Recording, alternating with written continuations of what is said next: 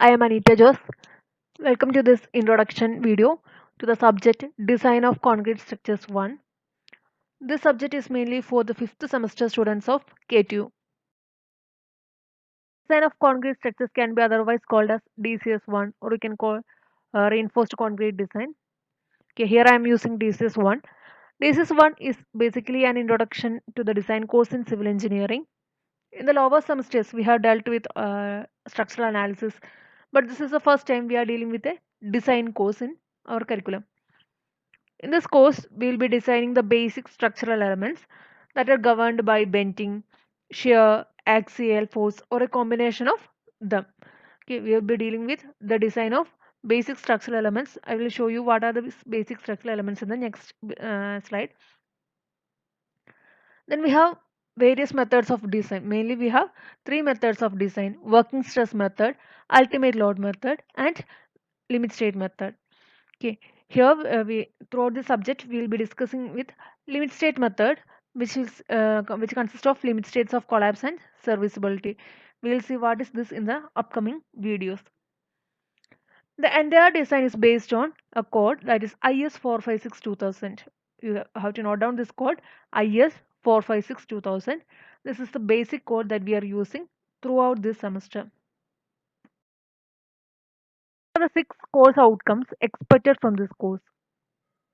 Any student after the completion of this course DCS1 will be able to apply the fundamental concepts of limit state method to the design of RC members. That is, as I have already said, we have three methods of design, out of which we will be dealing with limit state method of design. Okay, as I have already said, we will be dealing with limit state method of design. That is the first module. In this module, we will be giving a brief introduction to the three design methods, but in main, we are focusing on limit state method. The second module, we will be seeing what is shear reinforcement, what is shear, what is bond, what is anchorage, and development length. Okay, we will be calculating all these things. In the next module, we are mainly focusing on design of beams. Okay, reinforced concrete beams. We have mainly three types of beams. That's we are designing three beams here: singly reinforced beam, doubly reinforced beam, and cantilever beam. Listen, we are designing three types of beams in this module. That is singly reinforced beam, number two doubly reinforced beam, and number three cantilever beam. In the next two modules, we will be designing the slabs, that is one-way slab and two-way slab. At the end of this two modules, we will be dealing with the reinforcement details too. I will explain what is reinforcement details and all in the upcoming videos. Okay, in the next module, that is the last module, we are mainly designing two elements, that is stair and column. We are dealing with what are the various types of stairs, columns, and the okay, as I have already said, we have various structural components. These are the main four components that we are studying in this course. The first one is beam. You can say beam. You can see a column in this figure. Also slabs. You can see the roof slab and the floor slab. So okay, then staircase. These are the main four structural components that we are dealing in this subject. The reference textbook as per the university syllabus, Pillai and Menon, then Punmaya. You can also use the code IS456 2000.